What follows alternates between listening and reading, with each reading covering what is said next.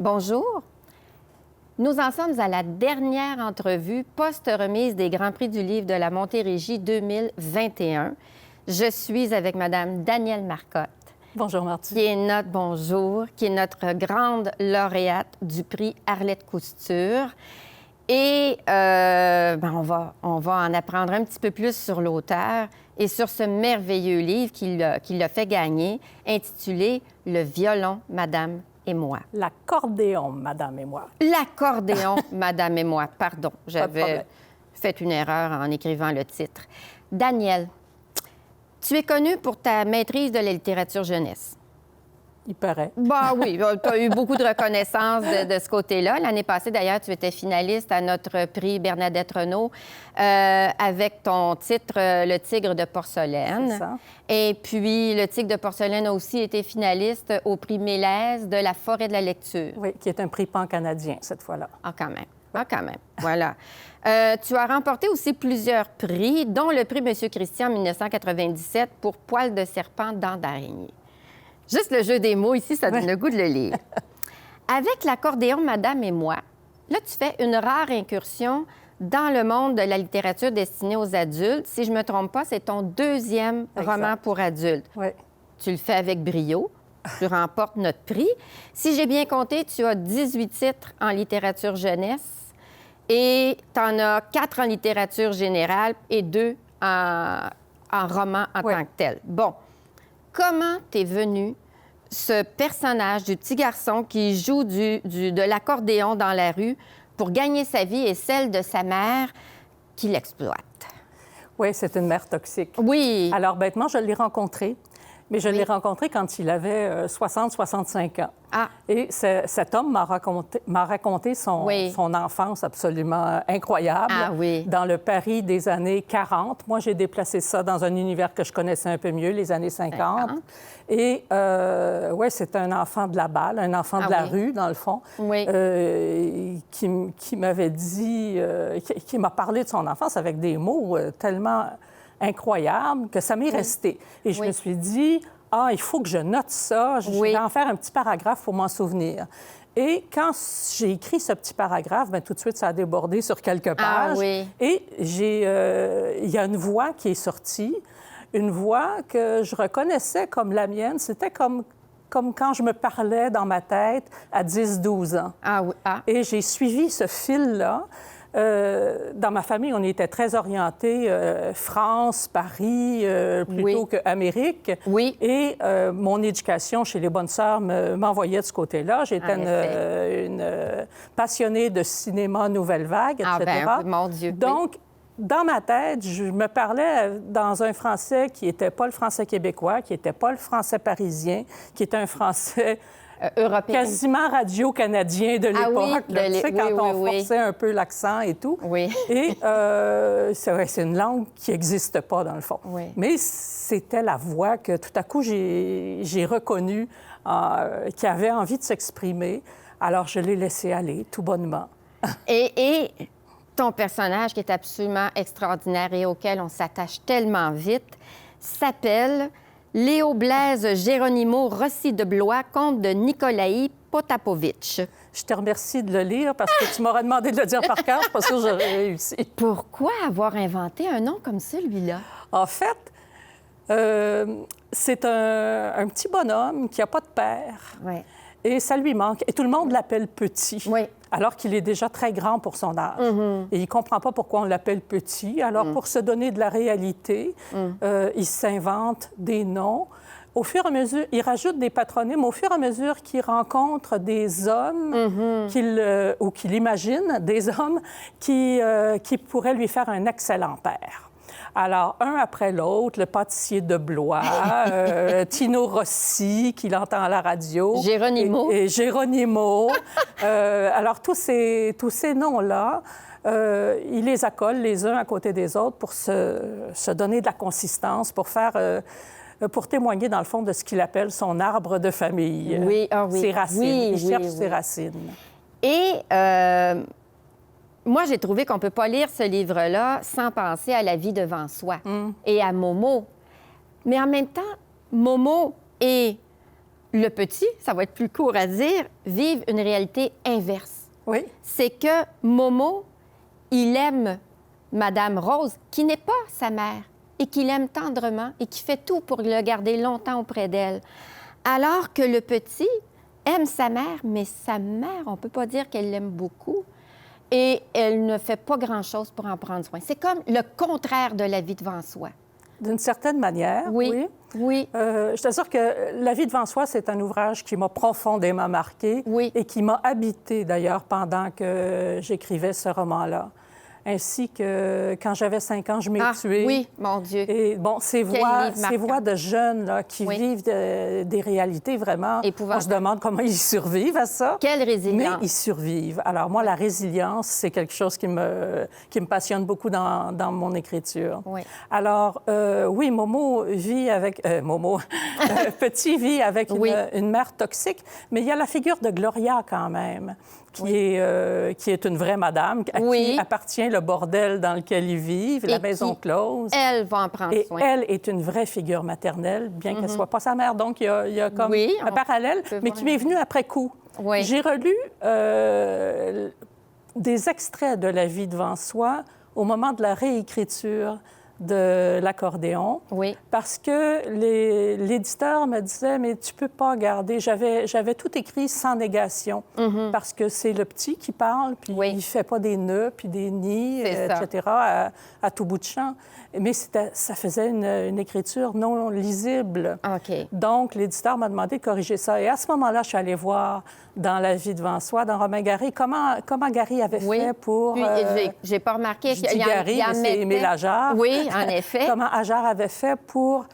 Il en mettait quoi, ici et là? Il y en avait des négations. Elles étaient là très souvent, mais on les saute. C'est ce que l'éditeur m'avait dit. Tu vas voir, on les saute quand on lit, mais si elles sont pas là, ça devient terriblement agaçant. Ah, effectivement. Alors, je suis allée chercher ce truc d'écriture-là. Oui. Et puis, pour le corriger, le texte, j'ai pris les mêmes stratégies, en fait, des stratégies équivalentes à celles qu'on utilise quand on veut féminiser un texte ou quand on veut le rendre non sexiste.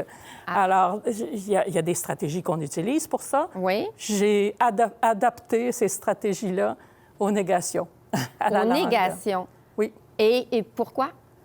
Parce que, par exemple, au lieu de dire ne pas dire l'utiliser, mais le contraire dans un terme qui n'a pas besoin de négation, etc. C'est ça. Alors, j'ai traversé tout le roman comme ça.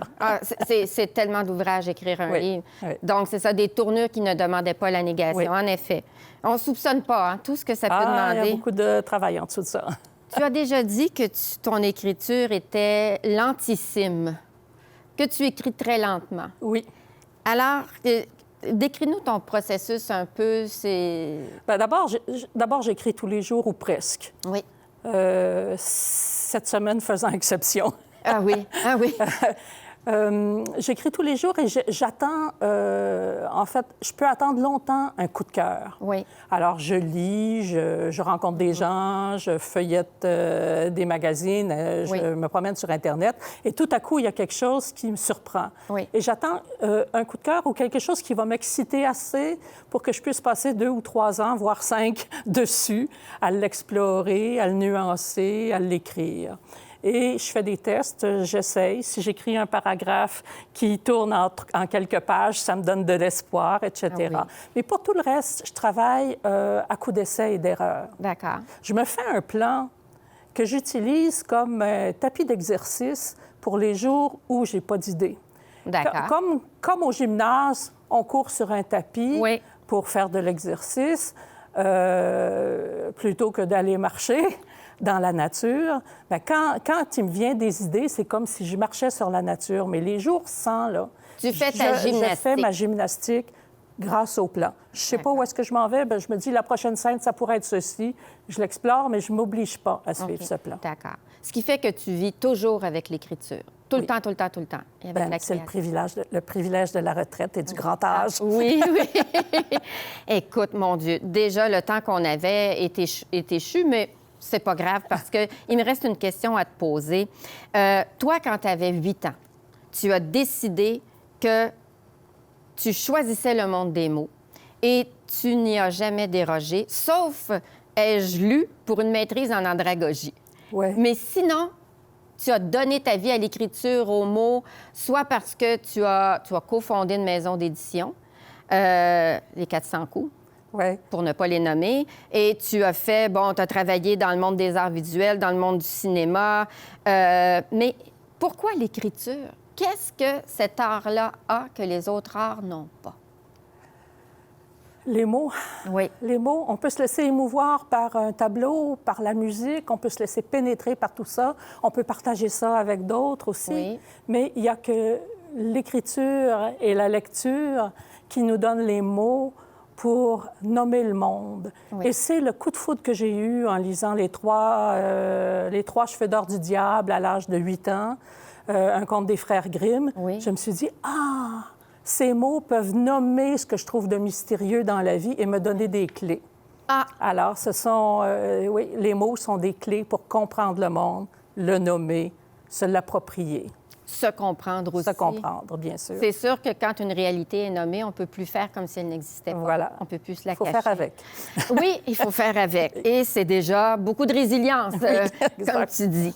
Bon, alors je vais te demander de lire un extrait de L'accordéon, Madame et moi. Volontiers.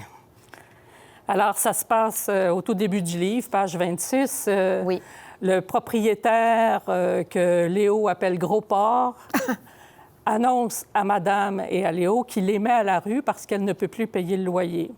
Alors, pensant sauver la situation, Léo vient de lui donner toutes ses économies. Bel effort, petit. Madame est blanche comme un drap. Elle, qui devine tout, ne se doutait pas que je mettais des pièces de côté. C'est donc que je lui cache des choses.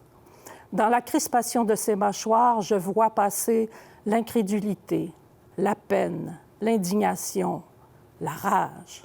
Je voudrais mourir. Rétamée par son crétin de gamin, constatant qu'elle n'échappera pas à la rue, Madame doit se dire que, tant qu'à y passer, autant se faire plaisir et en avoir pour sa peine.